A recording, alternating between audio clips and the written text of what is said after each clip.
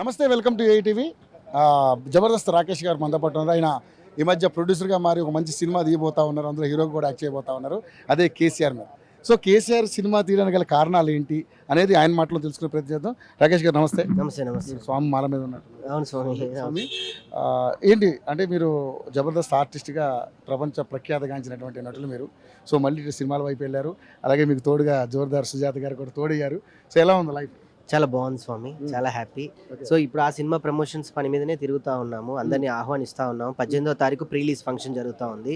So ఆ ప్రీలీజ్ event కి అందరినీ ఆహ్వానిద్దామని చెప్పేసి సతీ సమేతంగా వచ్చాము. ఎట్లా వచ్చింది మూవీ?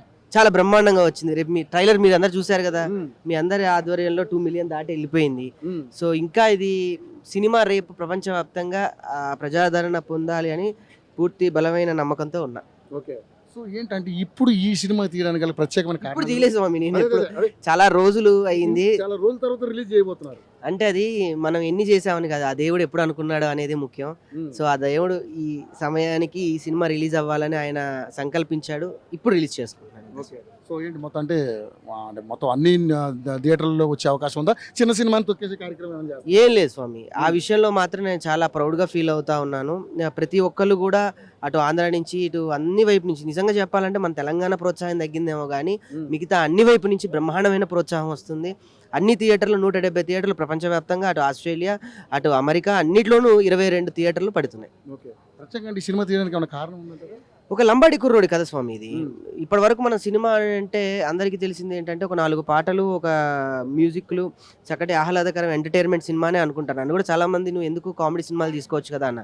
కానీ ఒక ఆశయంతో కొన్ని అవార్డులు సాధించాలి, ఎవరినో ఒక 100 మందినైనా ఒకళ్ళనైనా మనం ప్రేరేపించి చేస్తే మన జీవితం గొప్పది అని వెళ్ళే ఆదర్శంగా నిలవచ్చి ఒక సినిమా ఇది అంతే. కానీ మీరు ఒక నటుడుగా కాకుండా ప్రొడ్యూసర్గా ఇప్పుడు దాకా వెళ్ళారు అంటే ఎలా అంటే ఒక చిన్న స్థాయి నుంచి ఈ స్థాయి దాకా ఎదిగారు, ఎలా అనిపిస్తుంది?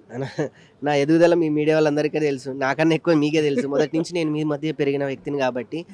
సో సంకల్పం అన్న, మనం ఒక మిమిక్రీ ఆర్టిస్ట్గా వచ్చాను, ఒక మిమిక్రీ ఆర్టిస్ట్ నుంచి జబర్దస్త్ కమెడియన్ అయ్యాను, జబర్దస్త్ కమెడియన్ నుంచి ఒక సినిమాలో యాక్ట్ చేద్దాము, డైరెక్షన్ చేద్దాం అనుకున్నాను. కానీ అదంతా మళ్ళీ తిరిగి నాకే వస్తుందని అనుకోలేదు.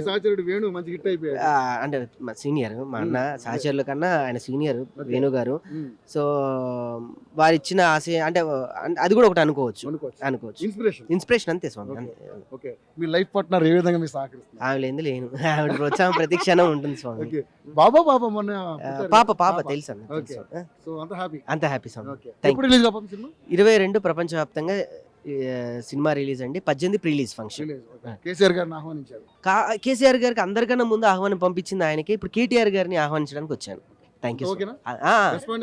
కత్తిలా ఉంది, కేసీఆర్ గారిలా ఉంది. Thank you so much.